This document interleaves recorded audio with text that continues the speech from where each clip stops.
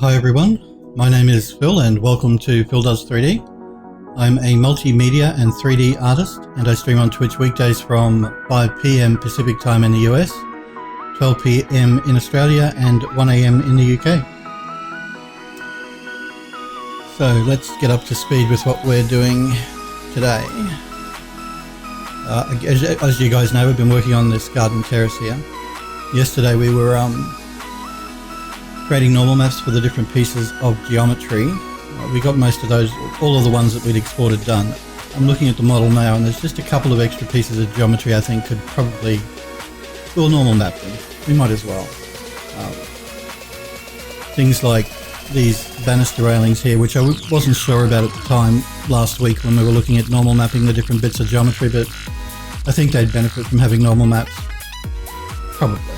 And also these decorations here at the front, I forgot to do those. I know I'm not going to be normal mapping the urns, the statues, the railing or the dome. They really won't benefit from having normal maps put on them, so. But I think I may do the lights here as well. The metal part of the light, that is, not the glass. I don't know if you can see here, but what I've done with these lights is I've separated them into the base here, which has all the metal pieces, and then the glass itself is a separate object.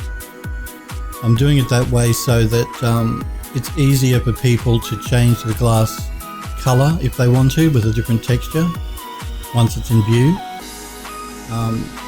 and to also change the material. It's just easier if it's a separate piece of geometry instead of attaching it all together as one, because I'm going to be attaching this to the rest of the model, so people will have like over 60 different textures to look through if they just wanted to change the glass. So by making it a separate object, it's easy for them to find and change. So that's for anyone that purchases the model and wants to use it in view. So let's export some of the pieces I think are going to benefit from having our normal map.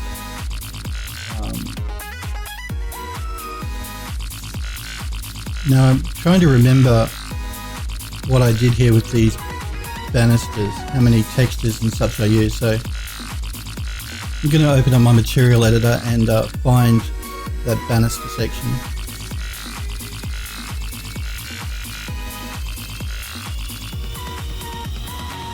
Right, so it's this one here, and it looks like we made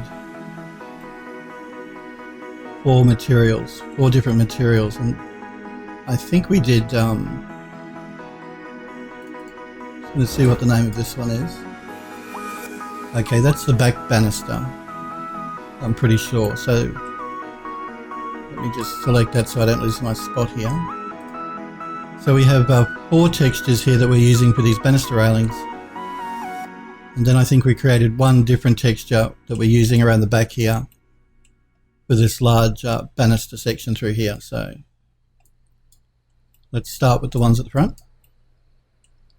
These will be the last pieces of geometry that need to be normal mapped. Then we're going to start attaching the model so we can export it for view.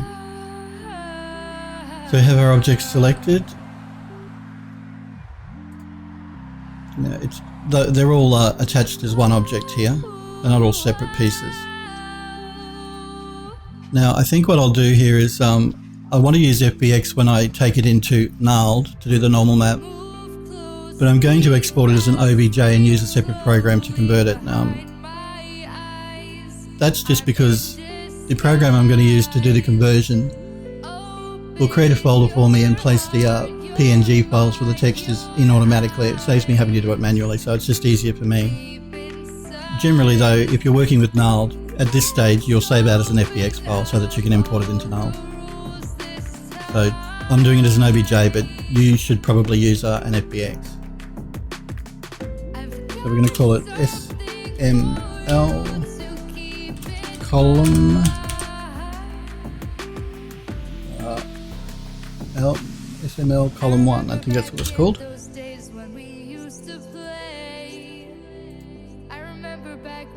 So again, just so you guys don't get confused, if you're using Gnarled, don't save out as OBJ necessarily. Save it out as you can save as OBJ. Gnarled will take an OBJ file. That's not a problem. I've been working with FBX though, so just save it as an FBX file and bring it in. It saves you an extra step. Alright, and again I'm going to check my texture on this one. Don't do that, mate. Just to make sure we got the right textures here.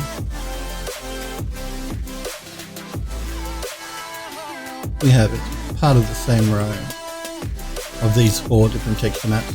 And again, we created 4 different texture maps because we wanted to repeat the banisters around the outside, but we didn't want it to be noticed that we were repeating the texture. So by creating 4 different textures, we can vary it up as we move around the outside of the model, and people won't notice that you're repeating textures. So again, that's the reason we did that.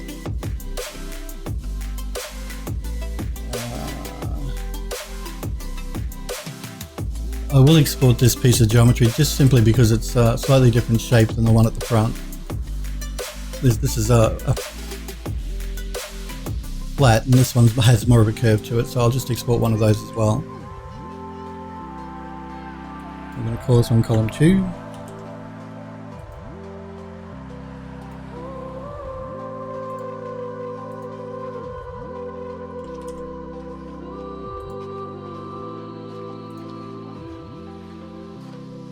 You see, this way, if you saw me doing this at the end of last week, once I did my export, then I jumped into my folder that has all of my textures in it, found the texture map and moved it. I don't have to worry about doing it this way. I'll get the program that I'm going to show you in a minute to do it for me. So now we just need to grab the one at the back.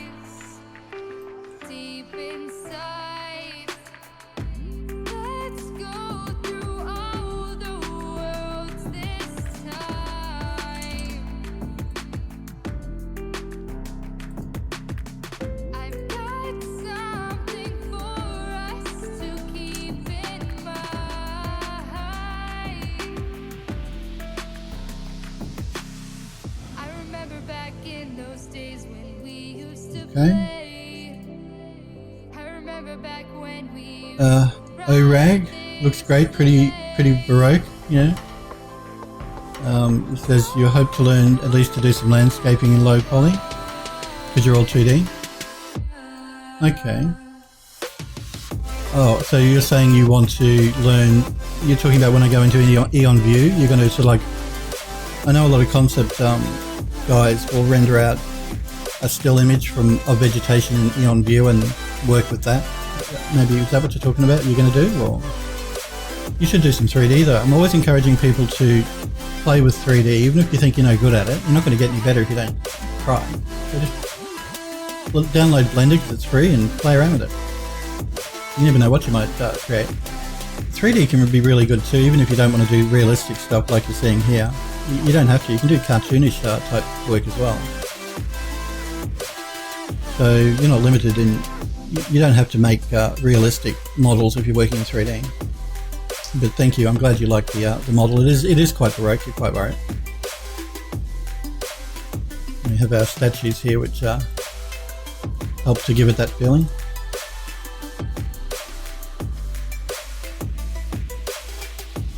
So anyway. And again, like I was saying, if you do work in 2D, if maybe you're a concept artist or something and you don't really want to work in 3D, you can use a program like Eon View to set up an environment that you can then render out as a still and use that as a background for your compositions if you're working that way. A lot of guys do that too. So even if you don't want a full-on 3D environment animated, you just render out a still and use it in your concept work. Just bear that in mind if you do want to create some nice environments for your concept art. And again, like I said, View comes with a personal learning edition, which is completely free to download and use. I'm not sure of the restrictions they put on it. I think it might be a file size. You can't export larger than HD, which is 1920 by 1080, I think. They may have changed that because the company was bought by Bentley recently, so Eon View don't really exist anymore. It's all Bentley software now. And Bentley are very big in architectural visualization. They bought up a lot of different companies recently. They purchased Lume RT, which again was an Eon software product that Bentley purchased first, and now they've purchased View. but Eon are still selling Vue through their own website, so I'm not sure what behind the scenes deal is going on there with those two companies. Just something to be aware of. They're the same people that bought a photogrammetry software. Bentley are the same people that bought a company called Qt3D. They make photogrammetry software, or they used to. Now Bentley purchased it and they call it context capture. So yeah, Bentley went on a bit of a buying spree and have purchased up a few different software companies recently. It's always a bit of a worry, but anyway, what can you do? And thank you for popping into chat though. It's always nice when you guys pop into chat and say hi. And again guys, like I said, even though I'm here working on my own stuff, I stream on Twitch for a reason, and that reason is I like interacting with you guys. I like talking to you in chat, and I like looking at your work. So please feel free, if you have any questions to ask me in chat, that's fine. If you want me to look at any of your work, then that's great too. If you just want to watch, that's completely fine, I understand.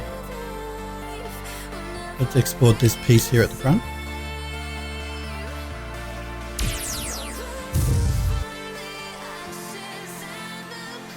Thank you for the host, Digitalist. I appreciate that. Thank you. It's always great too when other streamers host my channel. I always appreciate that. And like I say, I always appreciate it too when you guys do follow me on my Twitch channel. It's always great. So let's see here. We've got the banisters, we've got the small decos, we've got the large piece at the back. No problem, Digitalis. Well, thank you for dropping by. It's always good to see you. And like I said, thank you again for hosting the channel. Haven't seen you for a little while. I was watching Kiori's stream the other day. I saw you in chat there. I didn't want to interrupt him though. He looked like he was concentrating on creating that statue he was working on. That statue of the guy for the guy that died. So I thought it best just to watch and not say anything. But don't have that problem with me, guys. Like I said, I'm quite happy to chat with you at any time, because that's what I'm here for. I'm not here just to work on my own stuff. And that's why I like streaming on Twitch, because I like chatting to you and looking at your stuff. So always feel free. So we've exported those. We've got the bit at the back. Like I said, I'm not going to do normal maps for the angel statues. Bush Lurker, that's right. I couldn't remember the guy's name. I didn't want to try and guess it. Bush Lurker, that's exactly right. He was working on that statue. Yeah, I don't know who Bush Lurker is. From what I've heard though, and what I was seeing in the chat at the time, you guys said he was a really good guy. So it's always a shame when a good person leaves us. So anyway, it was nice of Kiori to do that tribute to him by creating that statue. I thought he's a good guy, Kiori, as well.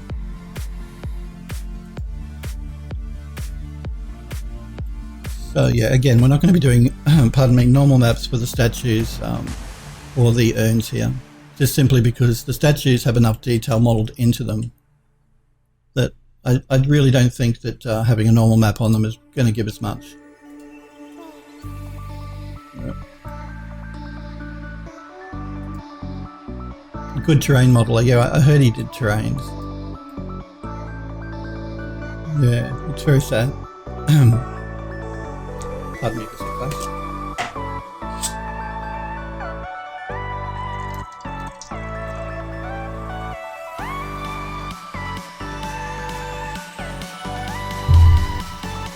Yeah, so like I said, it is very sad when a good guy dies, a train modeler. I can relate to that sort of work.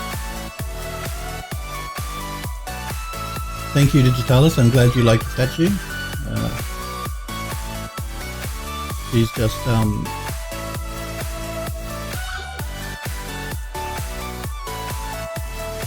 pointing up at that dome because, like I said to the other guys, when you create your models and you're creating a scene like I have here, a large piece of geometry anyway in this garden terrace, it's important to consider composition when you're doing your modeling. So you want to create a scene where you guide the viewer's eye through the model. So the viewer will probably start looking here and then The ivy draws their eye up to the statue draws their eye up to the dome, and so there's a nice flow that happens through the model, and a balance that happens as well.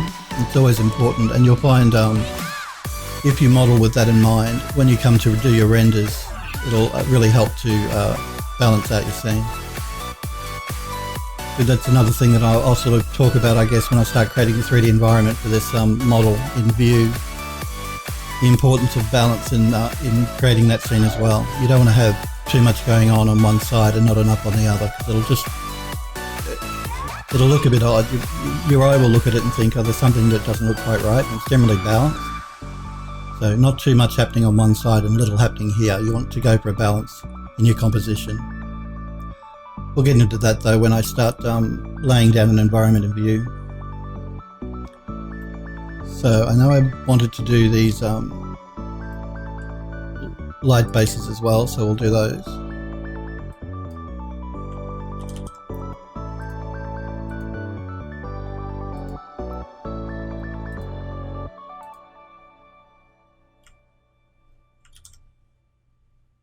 I only have to do one because the one on the other side is just a copy of it.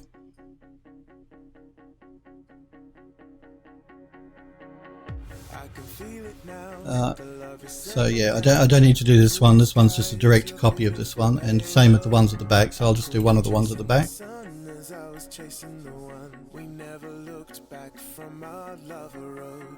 And again, like I was saying, I separated the base from the glass because I want people to be able to change the glass texture easily. And because I'll be attaching everything together, it'd be a pain for them to try and find the texture that the glass is using if it was just all one model.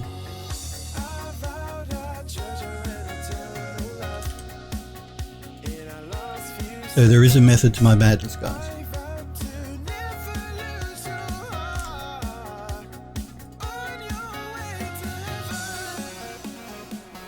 These are just a little bit higher poly than the other pieces, that's why it's just taking a little bit longer to export them out.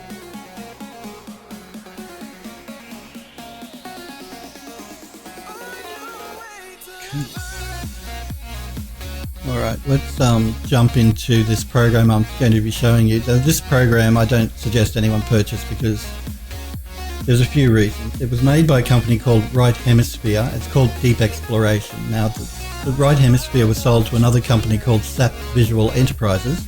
This was back in 2012. So they bought the right to continue the development of the software, and they call it SAP Visual Enterprise now. So, and it's basically meant for people that do a lot of CAD modeling. So ArchViz studios use it a lot. It's a great piece of software, but it's incredibly expensive. And all it does is convert model formats. So you generally, in your workflow, won't need it.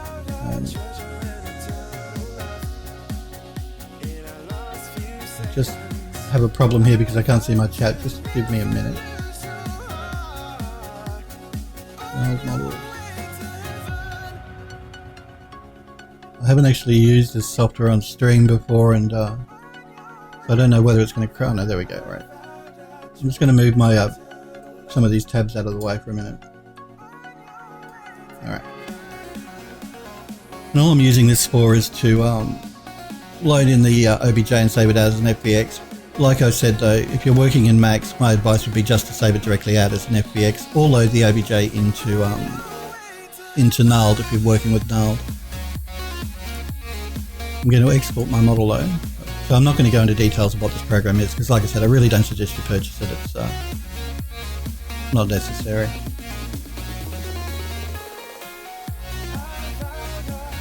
That looks good. What this program is going to do now is it's going to create a folder, it's going to put my model, save the FBX into that folder and copy the textures that it's using into the folder.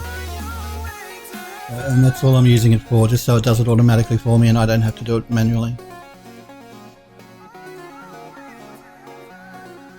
Why convert OBJ into FBX? Good question. No real reason. I just found that because I'm using Nulled to do my normal mapping, it handled FBXs a bit better than it was handling OBJs, even though it can import both. I was just finding that the OBJs I exported from Max and then tried to import directly into Nulled, weren't importing correctly for some reason. Now that could be Max's export problem, but I've not had a problem with it OBJ loading and anything else I've exported from Max. But I did notice that FBX was fine and null, so that's the reason I'm doing it. But again, that's why I say if you're working in your 3D program and you want to work in null, export your model as an FBX from the get-go. Don't do what I'm doing, go OBJ and then export again. I'm only doing it because I have so many different texture maps for the one piece of geometry, and I prefer not to copy them all by hand. So that's the reason I'm doing it though.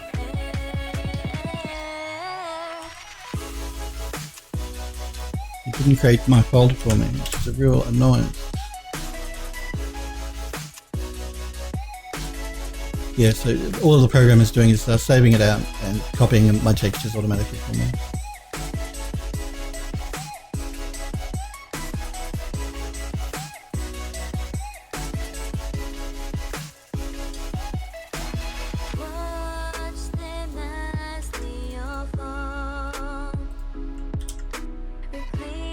Well, thank you for dropping by, Digitalis. I do appreciate it. Have a good night's sleep.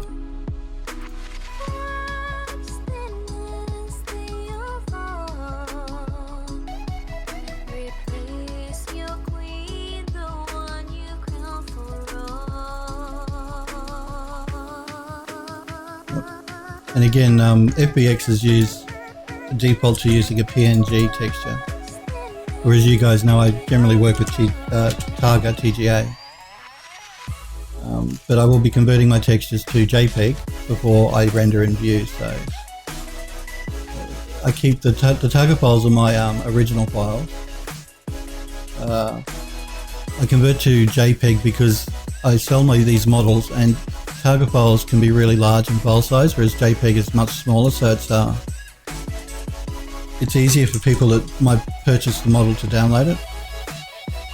The file size won't blow out too much. And generally, so long as you're not compressing too much in a JPEG, you should be fine. The normal maps, though, I'll always leave as Targa. I won't do any conversion on those at all. Because again, like I was saying yesterday, if you convert a normal map from any other into a JPEG, you're going to lose all the information, so don't do it. Keep it as, whether it's PNG, TIFF, Targa, or DDS, leave it as that on your normal map. Anything else, they can generally be converted to a JPEG if you want to reduce your file size and your memory footprint when you're doing a render.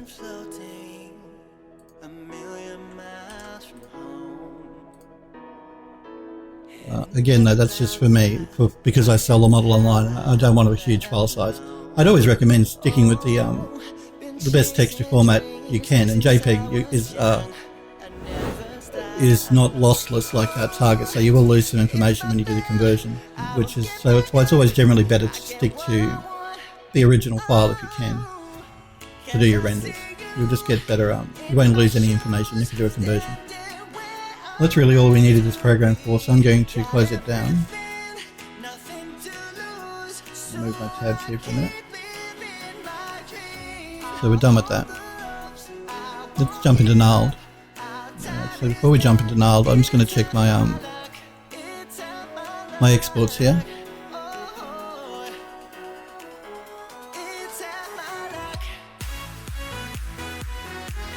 Okay. Now that's because I didn't create a folder for that before it did the export, so I'm just going to make a folder here quickly called Angel Lamphorite.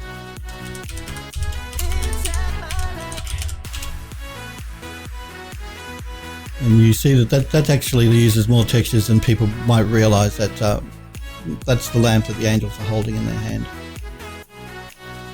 I'm going to move these into that folder. Everything else should be good. So let's load up our colour map. And just before I do that, I'm going to double check that it has my settings. Yep, it saved my... Yesterday we had a problem where when I started doing my export, it hadn't defaulted to saving my height map or creating my height map, so we saved our settings here. Remember, whatever you wanted to export, just checkbox here. But remember, if you want that to be your default so it stays like that every time you open the program, hit that little green button, that little down arrow, and that'll save it as defaults for you. So every time you open the software up, those will be your defaults. The same goes for the texture format and the bitmap format as well. So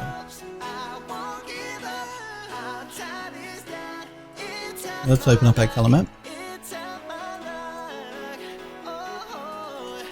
Now I'm not sure how these lamps are going to go, because again this model uses multiple texture maps, and null works on one texture at a time. That's the way the software works. So basically what's going to happen is when we load up our model, it's going to look a bit funky, I'm assuming. I'm pretty sure it will. So if we pull in our mesh, yeah, you see it's applying that one texture map to an object that has like 8 different textures. So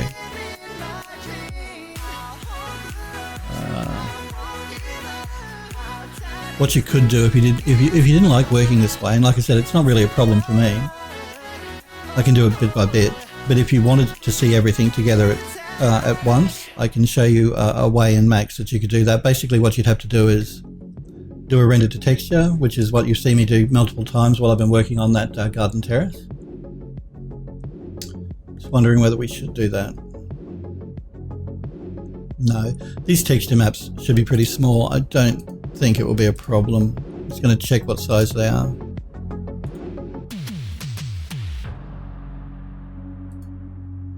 That's a 2K. That's 124, so that's not too bad. That's a 2K.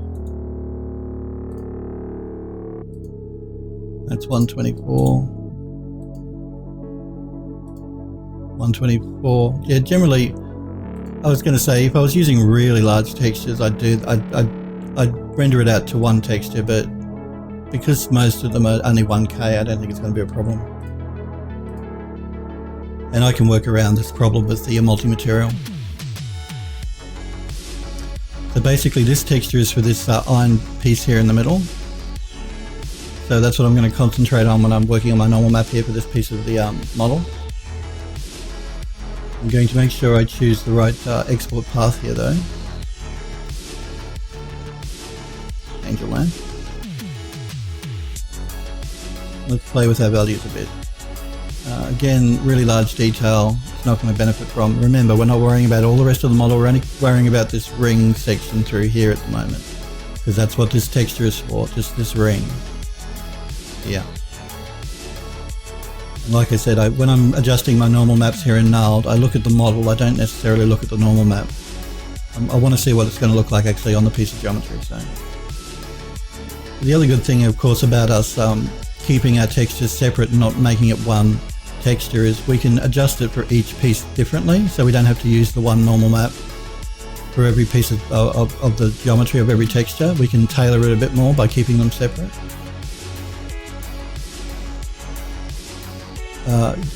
When I take this into Unreal though, I probably will break it all down to one texture, because that's just better for the engine. We'll pull up a little on the large texture, a little bit more on the medium, a little more on fine, and then the extra fine. If you look up here at this, I'm not sure how much Twitch is compressing my stream, but if you look at that ring there, you'll get a good idea when I adjust this here as to what the normal map is going to do. And I think it really does benefit from pulling it up quite a bit, because I want it to look a bit rusted. And the normal map really helps to show that. Again, that's with it pulled up. And with it completely off, you can see the difference here. It just looks a bit fuzzy and flat. But when you pull your normal map right up, you get that nice bumpy, rusty look happening, which is what I'm going for this piece of geometry. So that looks good. Again, I'm going to leave my intensity here. I generally set it around 90. We're going to update our integrator so we can create our height and our ambient occlusion. I'll export. Let's move on to the next texture map here. And again, I'm just going to load up my model.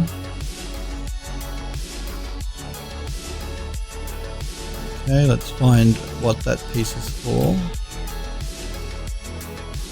What that texture map is actually for. I believe it's for these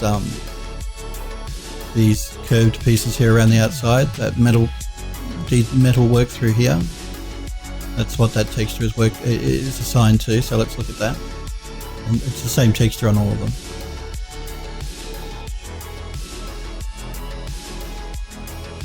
So again, large detail, really not benefit much at all. Pull back a bit on the medium.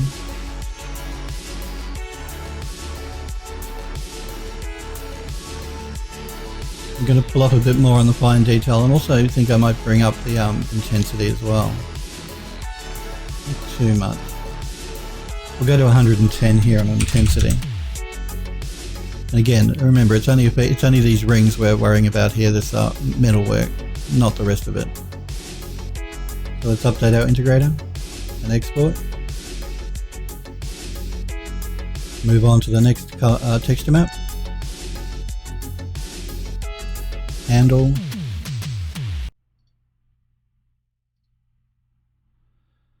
So that's this handle down here through the bottom that we're working on now.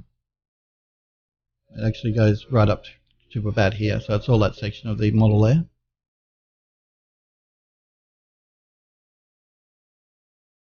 Okay, so our large texture, no, I'm actually going to start by dropping my intensity back to 90 before I do anything else. Large detail, no. I'm bringing it up a little bit, not too much. Again, we're going for this stair-stepping type thing here. I'll pull up my fine detail a bit more. And I'll pull in my extra fine detail. And now I'll start playing with the intensity. That's too much. 100% on the intensity here looks quite good. I think we can get away with that.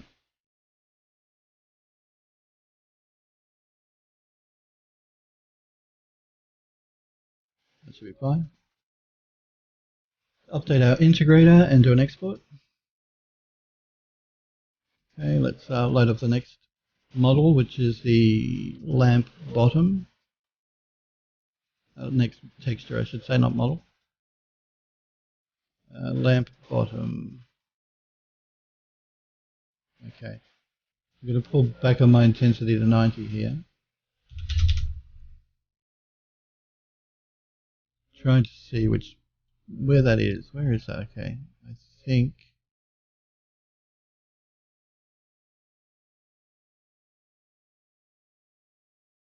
maybe that piece there. I think it is that piece there. Yeah, I think it's this piece here on the end.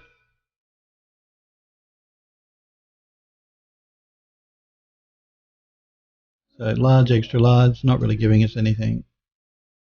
I'm going to pull back a bit on the fine. And that should be good. Let's update our integrator and export. Next bitmap. Lamp plug. That's the one at the very top, I think, from memory. I made the model and I still can't remember what the different bits are. It's this piece up the top here, though. That plug piece.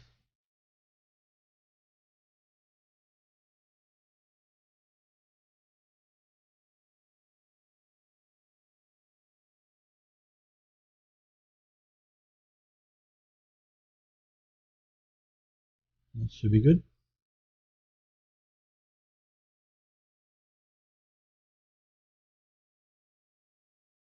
Middle metal circle.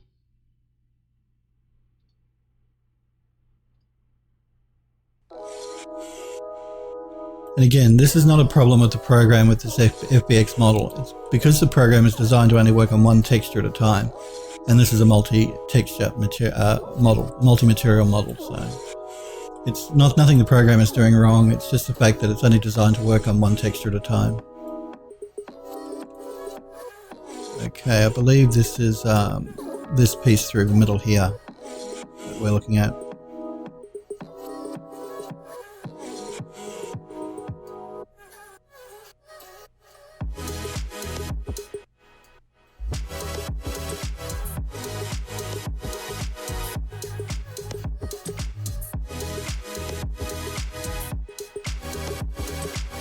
We'll go to 75 on the intensity there, I think. Export.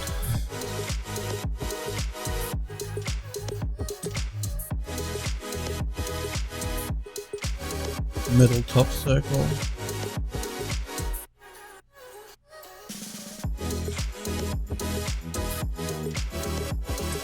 Okay, that's going to be this piece here at the very top.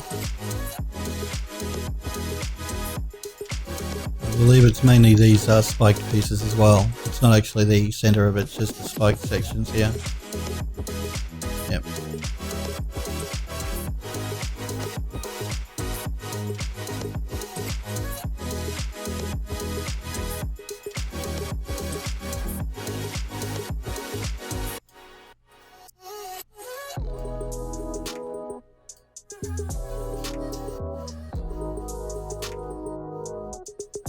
Again, I'm going to leave it at around 75% here for the intensity.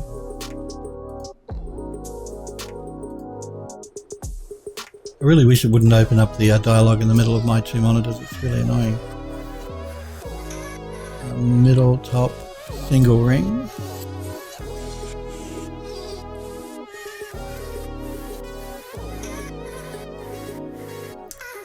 Okay, that's this ring here through the middle of the model. That one there.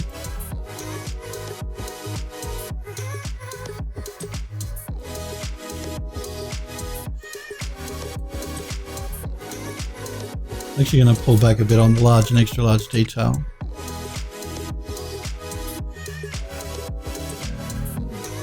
Pull back a little on the fine detail as well. Because it's such a small piece of geometry, you don't want it too heavy.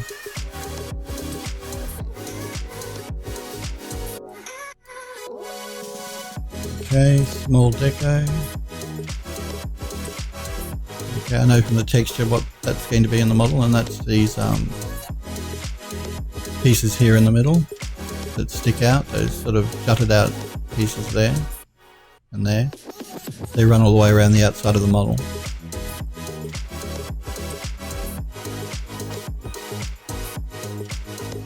Again, large, extra large, it's really not going to give us much.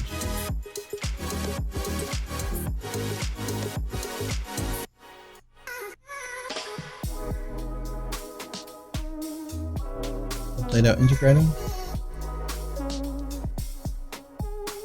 I think we only have one texture left now, and that's the top rings.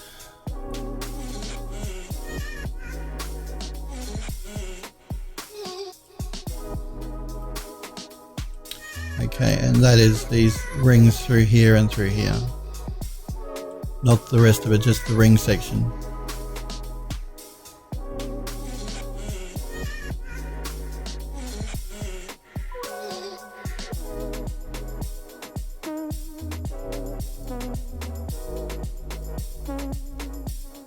I'm going to pull up a bit on the fine detail on that. I'm also going to pull up a bit on the intensity. I'll take it to 110.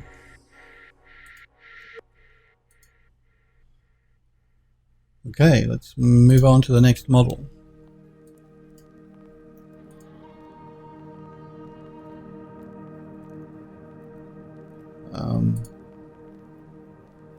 Small banister column painted. Now, see what it's done is it's found one of the textures. I know that there are four though, so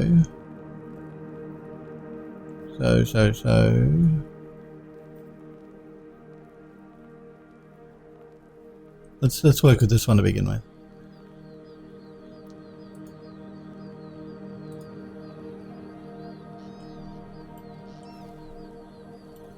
Okay, so these are the banisters. And I was saying initially last week I didn't think they'd benefit from a normal map. I think they will though. Not that heavy of course though. Let's pull our intensity back to 90.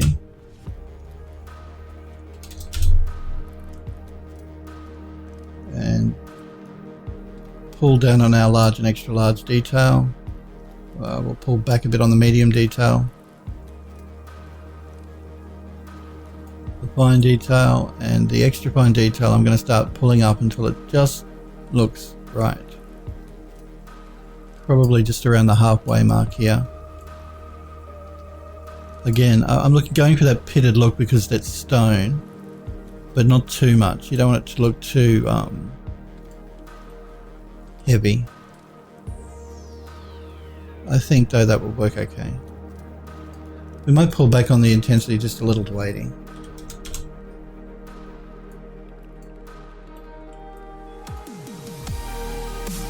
And we'll change our path here.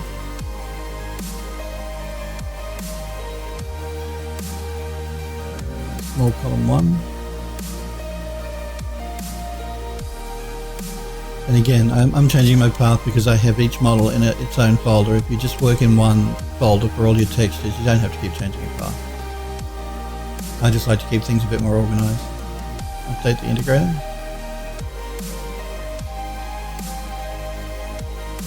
And export. Now I am going to check these texture maps quickly here.